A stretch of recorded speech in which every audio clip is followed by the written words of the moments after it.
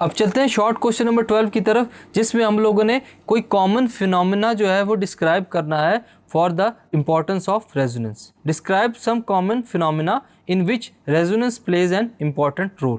हमारी daily life routine के अंदर हर बंदा क्या करता है, किसी ऐसे सिस्टम के सामने ज़रूर आता है जिसके अंदर जो रेजोनेंस का फिनोमेना जो है स्टूडेंट्स वो अक्कर हो रहा हो। एक हमारे पास एग्जांपल है, लाउड साउंड जो है प्रोड्यूस हो रहा है किसी म्यूजिकल स्ट्रिंग से।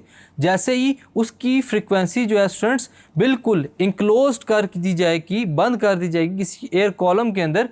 अगर हम लोग किसी वुडन बॉक्सेस की फॉर्म में एयर कॉलम लेते हैं, उसके अंदर हम लोग इन म्यूजिकल स्ट्रिंग्स की फ्रीक्वेंसी को क्लोज कर देते हैं एयर कॉलम की फॉर्म में, तो वहाँ पर जो स्ट्रिंग्स स्टूडेंट्स उनकी फ्रीक्वेंसी इक्वल हो जाएगी किसके, वुडन बॉक्सेस के फ्रीक्वेंसीज के साथ, जिसकी वजह से जो रेजोनेंस है स्टूडेंट्स वो प्रोड्यूस होगी। रेजोनेंस बेसिकली होता यही है कि अगर एक ऑब्जेक्ट किसी फ्रीक्वेंसी के ऊपर वाइब्रेट कर रहा है और उसकी वाइब्रेशन की वजह से जो दूसरा ऑब्जेक्ट है उसके अंदर भी वाइब्रेशन प्रोड्यूस हो और दोनों वाइब्रेशंस की फ्रीक्वेंसीज अगर मैच कर जाएं स्टूडेंट्स, तो उसको हम लोग कहते हैं रेजोनेंस। तो लाउड साउंड जो प्रोड्यूस हो रहा होता है म्यूजिक स्ट्रिंग की मदद से स्टूडेंट्स, वहाँ पर भी रेजोनेंस अक्कर होती है। ट्यूनिंग ऑफ अ रेडियो की बात करते हैं। जब आप लोग ट्यून करते हैं स्टूडेंट्स रेडियो को, तो जो फ्रीक्वेंसी होगी ट्यूनिंग सर्किट की उसको इक्वल किया जाता है उस ट्रांसमिटिंग फ्रीक्वेंसी के साथ जो कि रेडियो स्टेशन के अंदर पाई जाती है। जब ये दोनों फ्रीक्वेंसीज आपस में मैच करती है,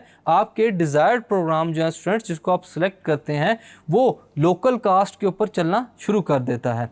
ये क्यों होगा कि जो लोकल सर्किट रेजोनेट्स हैं स्टूडेंट्स वो रेजोनेट करेंगे ब्रॉडकास्ट फ्रीक्वेंसी के साथ मैच करेंगे, और जो रेजोनेंस है स्टूडेंट्स वो हेल्प करती है इन फ्रीक्वेंसी को मैच करने में, और आपको फिर जो लोकल कास्ट का जो प्रोग्राम है स्टूडेंट्स, आपका डिज़ायर चैनल है वो रेडियो के ऊपर चलना शुरू हो जाता है। यहाँ पर भी रेजोनेंस का एक इंपॉर्टेंट रोल है। द थर्ड वन इज़ कि जो सोल्जर्स हैं स्टूडेंट्स वो जब पास करते हैं ब्रिज के ऊपर, उनको ये बात इंस्ट्रक्ट की जाती है कि अपने स्टेप्स को ब्रेक करके चलें, और जो आप मार्चिंग करते हैं, जो परेड करते हैं स्टूडेंट्स, उसके दौरान जो स्टेप्स आप लेंगे उससे बिल्कुल ही अवॉइड करेंगे जैसे ही आप ब्रिज के ऊपर से गुजरते हैं। ये क्यों होता है कि जो मार्चिंग स्टेप्स होते हैं स्टूडेंट्स उनकी वजह से जो फ्रीक्वेंसी जनरेट होती है वो अगर नेचुरल फ्रीक्वेंसी ऑफ ब्रिज के इक्वल हो जाए, तो इस केस में जो रेजोनेंस है वो कॉज कर सकती है ब्रिज को डेंजरसली, यानी कि जो ब्रिज का स्ट्रक्चर है स्टूडेंट्स वो इस रेजोनेंस या फ्रीक्वेंसी की वजह से मैच होने की वजह से टूट सकता है, ब्रेक कर सकता है। इस कंडीशन में उन सोल्जर्स को इंस्ट्रक्ट किया जाता है कि आपने मार्चिंग की तरह जो स्टेप्स आप परेड की फॉर्म में लेते हैं उससे अवॉइड करना है, और जो रेगुलर स्टेप्स है उसी के साथ चलते हुए ब्रिज के ऊपर से गुजरना है। स्टूडेंट्स, इस क्वेश्चन में हम लोगों ने देखा कि जो रेजोनेंस है वो एक इम्पॉर्टेंट रोल प्ले करती है डेली लाइफ में। Thank you.